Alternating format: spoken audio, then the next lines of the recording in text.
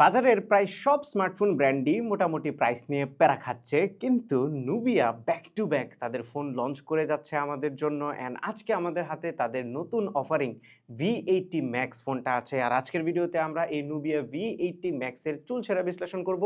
গত প্রায় এক সপ্তাহেরও বেশি সময় ধরে ইউজ করার এক্সপিরিয়েন্স থেকে এই ফোনটার কী কী দিক ভালো আছে, কী কী দিক খারাপ আছে, কেনা উচিত হবে কি হবে না, এই সব কিছুই জানাবো। সো চলুন শুরু করি। ফোনটার পেছনের দিকে তাকালে শুরুতেই আপনার কাছে মনে হবে কোথায় যেন তাকে দেখেছি। হ্যাঁ, অবভিয়াসলি এটাকে আপনি দেখেছেন এর আগে। Samsung S25 থেকে ইন্সপায়ার্ড হয়ে কিছুটা এই ডিজাইনটা করা হয়েছে, যেখানে ৩টা ভার্টিক্যাল ক্যামেরা রাখা হয়েছে। আর আমাদের হাতে এই ফোনটার স্পেস ব্ল্যাক কালারটা আছে, এটার আরেকটা গোল্ড কালার ভেরিয়েন্টও আছে। কিছুটা লম্বাটে শেপের বক্সিয়ার ডিজাইনের এই ফোনটার কর্নারগুলো রাউন্ডেড, এবং এটা হাতে নিলে একটা হেফটি ওয়েটও ফিল করা যায়। ২০৬ গ্রামের 8.6 মিলিমিটার হচ্ছে এটার থিকনেস। তবে এই ফোনটার ওয়েট ডিস্ট্রিবিউশন খুব ভালোভাবেই করা হয়েছে, যার ফলে এক হাতে ইউজ করতে গিয়েও আমি ডিসকমফোর্ট ফিল করি নাই। আর ফোনটার আপাতমস্তক পলিকার্বনেট বা প্লাস্টিক দিয়েই তৈরি করা হয়েছে, তবে এটাতে IP64 রেটিং আছে, হালকা পাতলা ওয়াটার এবং ডাস্ট থেকে রেজিস্ট করার জন্য। এছাড়া ফোনটার উপরের দিকে সেকেন্ডারি নয়েজ ক্যান্সেলেশন মাইক্রোফোন, বাম পাশে সিম কার্ড ট্রে, নিচের দিকে 3.5 millimetre audio Jack, primary microphone, USB-C port এবং বটম ফায়ারিং স্পিকার আছে। আর ডান পাশে রেড অ্যাকসেন্টে একটা পাওয়ার বাটন আছে, যেটার উপরে আবার সাইড মাউন্টেড ফিঙ্গারপ্রিন্ট স্ক্যানার রাখা হয়েছে, যেটা খুব ফাস্ট এবং অ্যাকুরেটলি কাজ করছিল। এবং এই বাটনটার ঠিক উপরেই আছে ভলিউম বাটনস, যেগুলো বেশ ক্লিকি ছিল। Now let's turn the phone and look at the display. বেশ বড়সড় একটা ডিসপ্লে, এটা 6.9 ইঞ্চির, এবং এই ডিসপ্লেটার দিকে তাকালে প্রথমেই নজরে পড়বে উপরের দিকে ইউ শেপের water drop notch. And I believe এই 2026 সালে এসে এই ওয়াটার ড্রপ নচটা মোটেও মানানসই হচ্ছে না এখানে। এবং নিচের দিকেও ভালো রকমেরই চিন আছে, সাইডের বেজেলগুলো যদিও মডারেটলি ন্যারো। এছাড়া যদি এই ডিসপ্লের স্পেকটা নিয়ে কথা বলি, তাহলে এটা HD+ রেজুলেশনের একটা IPS LCD প্যানেল, এবং এই ফোনটা যে প্রাইসে লঞ্চ হয়েছে সেটা আপনাদেরকে এখন বলে দেওয়া জরুরি। এটা মূলত 16,999 টাকায় লঞ্চ হয়েছে, অ্যান্ড এই প্রাইসে HD+ রেজুলেশনের ডিসপ্লে বড়ই বেমানান, পাশাপাশি এই ওয়াটার ড্রপ নচটাও কিন্তু বেমানান। তবে এই ডিসপ্লেটাতে 120 হার্টজ রিফ্রেশ রেট আছে, যার ফলে এটার কন্টেন্ট খুবই স্মুথ লাগে। যে কোনো স্ক্রোলিং এবং 120 হার্টজ সাপোর্ট করে ওরকম কন্টেন্টগুলোতে কিন্তু খুবই স্মুথ ফিলিং আপনারা পাবেন। এর বাইরে এই ডিসপ্লেটার পিক ব্রাইটনেসও খুবই ভালো। এটার HBM হচ্ছে 780 নিটস, যার ফলে আপনি আউটডোরে এবং ইনডোরে দুই জায়গাতে ভালো ভিজিবিলিটি পাবেন। একেবারে ডিরেক্ট সানলাইটে গেলে হয়তো বা কিছুটা ইস্যু ফেস করবেন, আদারওয়াইজ এনাফ ব্রাইট ছিল এই ডিসপ্লেটা। এবার চলুন আমরা এই ফোনটার ইন্টারনালস এর দিকে একটু নজর দিই। সো 17,000 টাকার এই ফোনটা 128GB ভেরিয়েন্টে বাংলাদেশে লঞ্চ হয়েছে, এবং এটার ভেতরে যে প্রসেসরটা আছে সেটা হচ্ছে ইউনি এসওসির T7250। এই এসওসিটা একটা ডুয়েল ক্লাস্টার অক্টাকোর এসওসি, যেটার দুইটা চিপ হচ্ছে Cortex A75, যেগুলো 1.8 গিগাহার্টজে চলে, আর বাকি 6টা হচ্ছে Cortex A55, যেগুলো 1.6 গিগাহার্টজে চলে। স্পেক দেখেই বুঝতে পারছেন খুব আহামরি পাওয়ারফুল চিপ এটা না। এটার পারফরম্যান্স টেস্ট করার জন্য আমরা বেশ কিছু বেঞ্চমার্ক রান করেছিলাম। সেই বেঞ্চমার্কের স্কোরগুলো আপনাদেরকে স্ক্রিনে দেখিয়ে দিচ্ছি। মোটামুটি ছিল বেঞ্চমার্কের স্কোরগুলো। সেই সাথে আমরা এটাতে স্ট্রেস টেস্টও রান করেছিলাম, এবং স্ট্রেস টেস্টে এটার পারফরম্যান্স মোটামুটি স্ট্যাবলই ছিল, এবং খুব বেশি ওভারহিটও হচ্ছিল না। 44 ডিগ্রির মতো ম্যাক্সিমাম টেম্পারেচার আমরা পাচ্ছিলাম। বাট বেঞ্চমার্ক দেখে সবসময় রিয়েল লাইফ পারফরম্যান্সটা আন্দাজ করা যায় না। সো আমরা যখন এই ফোনটা ইউজ করতে গিয়েছি, তখন আমাদের কাছে ডে টু ডে লাইফের ইউসেজটা মোটামুটি স্ন্যাপি ছিল। একটা করে অ্যাপ যখন আমরা ওপেন এবং ক্লোজ করছিলাম, সেটা খুবই ফ্লুইড ছিল, কোনো ধরনের ল্যাগ এবং হিকআপ আমরা পাই নাই।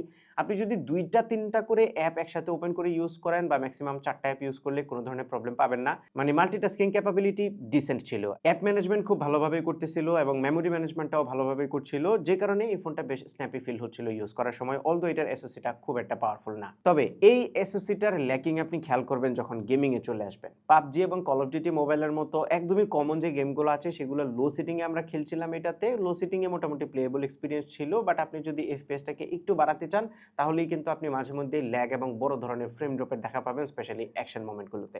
তবে একটা ফোনের পারফরম্যান্স যতটা হার্ডওয়্যারের উপর ডিপেন্ড করে, ততটাই কিন্তু সফটওয়্যারের উপরেও নির্ভর করে। এবং এই ফোনটাতে out of the box Android 16 আছে, যার উপরে থাকছে MyOS 16, এবং এটা নুবিয়ার নিজস্ব একটা স্কিন। এই স্কিনটাতে বেশ কিছু জিনিস আমার কাছে ভালো লেগেছে। ফর এক্সাম্পল, এটার ইউআইটা বেশ পলিশড ছিল, অলদো বেশ কিছু ব্লোটওয়্যার আছে যেগুলো আপনি চাইলে আনইনস্টল করতে পারবেন। সেই সাথে এই ইউআইটা আগের চাইতে অনেক স্ন্যাপি হয়েছে, পাশাপাশি আইকনের ডিজাইন, কালার, এই জিনিসগুলো স্মুথ ছিল, এবং পারফরম্যান্সও খুব ভালো ছিল। সো ইউআই নিয়ে তেমন কোনো কমপ্লেইন নেই এই ছোটখাটো ব্লোটওয়্যারগুলো ছাড়া। এর বাইরে হালের ট্রেন্ড যে ধরনের এআই ফিচারগুলো থাকা দরকার সবগুলোই এটাতে আছে। পাশাপাশি এটাতে নুবিয়া লিঙ্ক ফ্রি নামে একটা ফিচার আছে, যেটার মাধ্যমে কোনো ধরনের নেটওয়ার্ক ছাড়া ব্লুটুথের মাধ্যমে নুবিয়া টু নুবিয়ায় আপনারা কল করতে পারবেন। ওকে, ওকে, এবার চলুন আমরা ক্যামেরা পার্টটা নিয়ে একটু কথা বলি। সো এখানে ৩ টা ক্যামেরা দেওয়া হয়েছে। যদিও এখান থেকে ইউজফুল মোটে একটা ক্যামেরা, সেটা হচ্ছে 50 মেগাপিক্সেলের প্রাইমারি ক্যামেরাটা। বাকি ২ টা সাহায্যকারী ক্যামেরা হিসেবে দেওয়া হয়েছে, যেগুলো শুধুমাত্র লুকের জন্য। পিকচার কোয়ালিটির কথা যদি বলি, তাহলে আমরা ব্রড ডে লাইটে ছবি তুলে দেখলাম। ছবিতে খুব একটা আহামরি ডিটেইল থাকে না, ওকিশ লেভেলের ডিটেইল থাকে এবং ছবিগুলো মোটামুটি শার্প ছিল। আর ছবিতে রেড কালারটাকে একটু বেশি বুস্ট করার প্রবণতা আমরা দেখছিলাম। স্পেশালি ফেস টোনটাকে একটু বেশি রেডিশ টিন্ট দিয়ে দিচ্ছিল এবং কালারও কিছুটা ওয়ার্ম টোনের দিকে যাচ্ছিল। হিউম্যান সাবজেক্ট ছাড়া অন্যান্য অবজেক্টের ছবি যদি তুলেন, তাহলে এই জিনিসটা অত বেশি নোটিসেবল হয় না। আর পোর্ট্রেট মোডে ছবি তোলার সময় খেয়াল করলাম মাঝে মধ্যেই ব্যাকগ্রাউন্ডটা ব্লার করছিল না। তার মানে পোর্ট্রেট মোডে তুললেও রেগুলার মোডের মতো মনে হচ্ছিল। আর বেশিরভাগ সময়ই যখন এজ ডিটেক্ট করতে পারছিল, তখন ব্যাকগ্রাউন্ডের ব্লারিনেসটা ওকে থাকলেও এজ ডিটেকশনটা পারফেক্ট হচ্ছিল না। বাজেট সেগমেন্টে এরকম হওয়াটা স্বাভাবিক। এছাড়া লো লাইটের ছবিতেও আহামরি স্পেশাল কিছু ছিল না। লাইট কমে গেলে ডিটেল একদমই কমে যায়, পাশাপাশি নয়েজেরও দেখা পাচ্ছিলাম। সো ওভারঅল পিকচার কোয়ালিটির কথা বললে এখানে ইমপ্রুভমেন্টের আরও জায়গা ছিল। এবার যদি আমরা ভিডিওতে আসি, তাহলে ভিডিওতে সর্বোচ্চ 1080 30 fps এ আপনারা ভিডিও রেকর্ড করতে পারবেন। এখানে 4K কিংবা 1080 60 fps এর অপশন নেই এবং কোনো ধরনের স্টেবিলাইজেশনের অপশন আমরা দেখতে পারি নাই। সো ভিডিও কোয়ালিটি একদমই এভারেজ ছিল।